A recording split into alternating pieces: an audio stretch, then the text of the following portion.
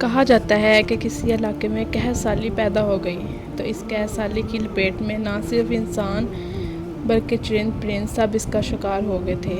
مویشی مالکان بے حد پریشان ہو گئے تھے۔ اس دوران ایک مسجد کے مولوی نے جمعہ کے خطبے میں نہایت یقین کے ساتھ یہ بات بتائی کہ اللہ کا نام لے کر یعنی بسم اللہ الرحمن الرحیم پڑھ کر دریا کو حکم دیا جائے تو وہ بھی نافرمانی نہیں کرتا۔ خطبہ سننے والے میں ایک چرواہا بھی موجود تھا۔ مولوی کی یہ بات اس کے دل میں اتر گئی اور اس بات پر اس کا یقین کامل ہو گیا۔ اس نے واپس آ کر اپنی بکریاں کھولیں اور سیدھا دریا پر چلا گیا۔ اونچی آواز سے بسم اللہ الرحمن الرحیم پڑھا اور دریا کو کہا وہ اپنی بکریاں چروانے کے لیے دوسرے پار جانا چاہتا ہے تو اسے کہا کہ مجھے اپنے اوپر سے گزرنے دے۔ یہ کہہ کر اس نے اپنی بکریوں کو لیا اور دریا پر چلتا ہوا دریا پار کر گیا۔ دریا کے دوسری طرف کا علاقہ گھاس سے بھرا ہوا تھا۔ درختوں کے پتے بھی سلامت تھے کیونکہ کسی کو یہاں تک آنے کی رسائی نہیں تھی، کوئی بھی یہاں نہیں پہنچ سکتا تھا اور اس وجہ سے نہیں پہنچ سکتا تھا کیونکہ وہاں پہ دریا تھا جس کو عبور کرنا لازمی تھا۔ اس لیے اس نے خوب اچھی طرح اپنی بکریوں کو سیر کروائی اور واپس لوٹ آیا۔ پھر یہ اس کا معمول بن گیا کہ وہ بکریاں پار کر کے وہاں پہ چھوڑ آتا اور شام کو جا کر واپس لے آتا۔ اس کی بکریوں کا وزن دگنا چگنا ہو گیا۔ لوگ چونک گئے اور اس سے پوچھا کہ وہ اپنی بکریوں کو کیا کھلاتا ہے۔ وہ سیدھا سادہ اور صاف دل نوجوان تھا۔ اس نے صاف صاف بتا دیا کہ جناب میں تو بسم اللہ الرحمن الرحیم پڑھ کر دریا پر چل کر اپنی بکریاں اور دوسری طرف چروانے لے جاتا ہوں۔ یہ بات سن کر کسی نے بھی اس چرواہے کی بات پر عمل نہیں کیا کیونکہ یہ ناقابل یقین تھی، مگر بات پر مولوی صاحب پاس پہنچ گئے پوچھنے کے لیے۔ مولوی صاحب نے اس چرواہے کو بلایا اور سارا ماجرا پوچھا اس سے۔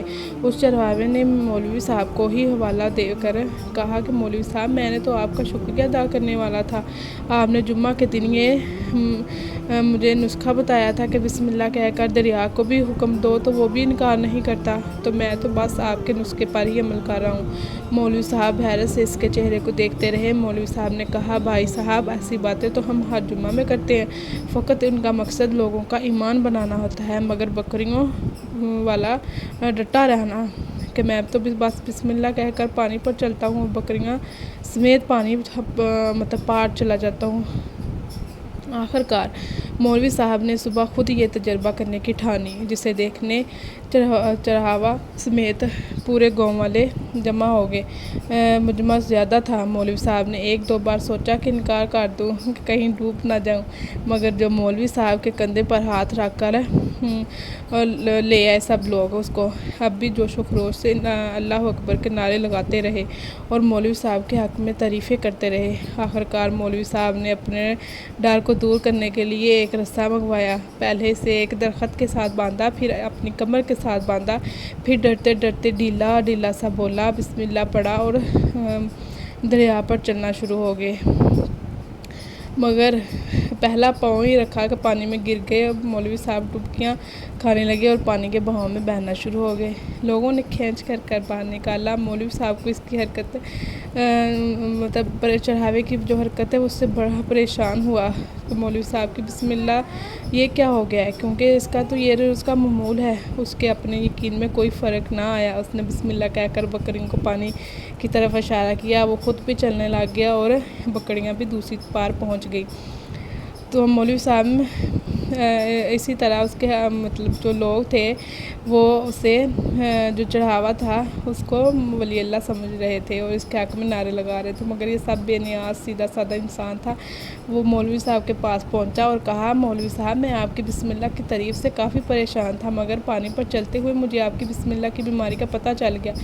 اس چرواہے نے درخت سے بندھی رسی کی طرف اشارہ کیا اور مولوی صاحب سے یہ کہا آپ کی بسم اللہ کی بیماری آپ کی بسم اللہ کی برکت کو یہ رسہ کھا گیا۔ آپ کو اللہ اور بسم اللہ سے زیادہ اس رسے پر بھروسہ تھا، لہٰذا اللہ نے بھی آپ کو رسی کے حوالے کر دیا۔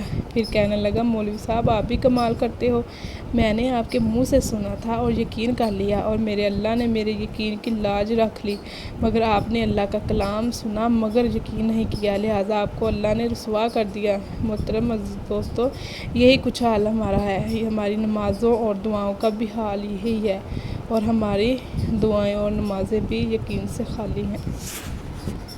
ویڈیو اچھی لگے تو سبسکرائب اور تھمس اپ ضرور کیجیے گا۔